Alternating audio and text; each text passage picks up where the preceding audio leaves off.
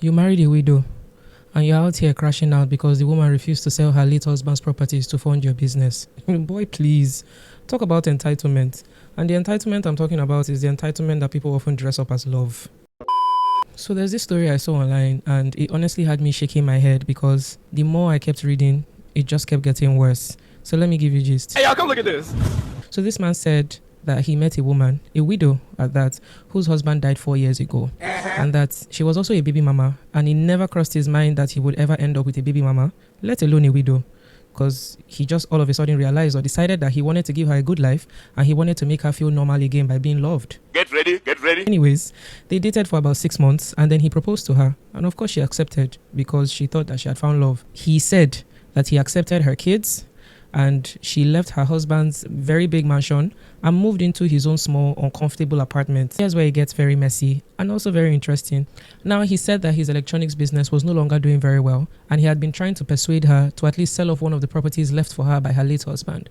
And according to him, he said that her late husband left her large acres of land and so many properties everywhere. So if she could just sell off one to help his business grow, that would be fine. But my queen refused. Her reason was because those properties that he speaks of were left for her children by her late husband, and she wants the children to become of age to know what to do with the properties when they are grown. Uncle is angry that this is a red flag.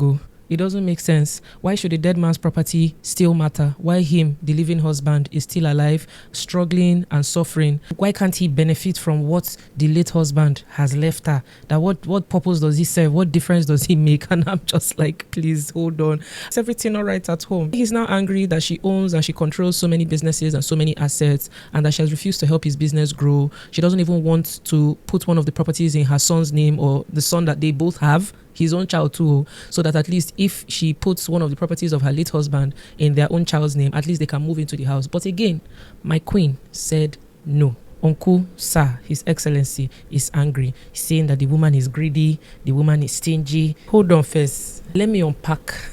I need to unpack this thing. First of all, His Excellency, sir, if I may, you didn't marry this woman because you loved her.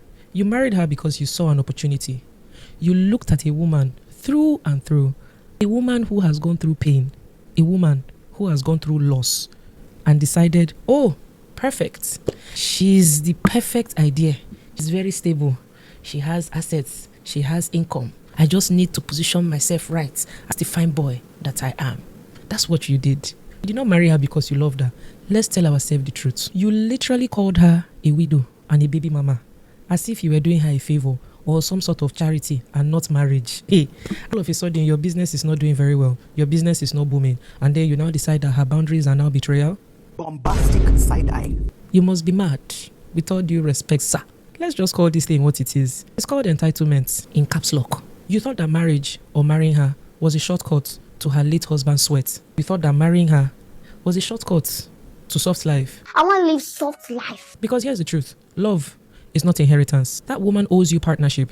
She doesn't owe you property. Her late husband left those things for his children to inherit when they become of age, and not for the next man to come and swallow and eat because he feels like he has found his next ticket. For that woman to still respect that legacy and her late husband's wishes, I find that that woman still has integrity. If this whole thing were reversed and a woman was the one in this man's shoes, everybody would say, hey, run no. She's a gold digger. She's trying to reap where she did not sow. Maybe even if the woman self even has tattoo self like me, you people will say, she's a red flag. She's no go area. She's not a good woman. She's not a wife material. But when a man does it, you people sit down there and cross your legs and call it ambition. That's rubbish. Utter rubbish. I said it. Let's stop calling greed ambition. You can't say you love someone and still expect that their past pain should pay your present bills. That's not love. That's called manipulation. This whole story, this whole issue just goes to show me that a lot of people don't want partners. What they want is investors. A lot of people want to marry for comfort, but they don't want commitment. You cannot say, oh, I'm the one paying for the bills, but you volunteered yourself for that role. And that's one of the things that comes with being a man, with being a partner. Nobody forced you. Nobody put a gun to your head. You don't get to demand compensation from a dead man's estate. I'm sure that man is boiling and turning his grave, waiting to give you a very solid conch on your head with all this rubbish that you are doing, sir. And as for the woman is right and has every right whatsoever to protect her children's inheritance. She's not stingy, but she's very smart. Because if she sells that land today and tomorrow things go south, What are her children going to live on? What's going to happen to her and her children? Love, true love, should be able to build you and not drain you. So no, sir. His Excellency, I highly disagree. She's not the problem and she's not wrong. You are. Stand up. Go outside. Get a job. Look for work. Make your own money to take care of your family and provide for your family. I've given my own 2 cents and I want to hear from you guys what you think about this issue in the comment section. I want to hear your kind advices to our very highly esteemed sir, if I might add.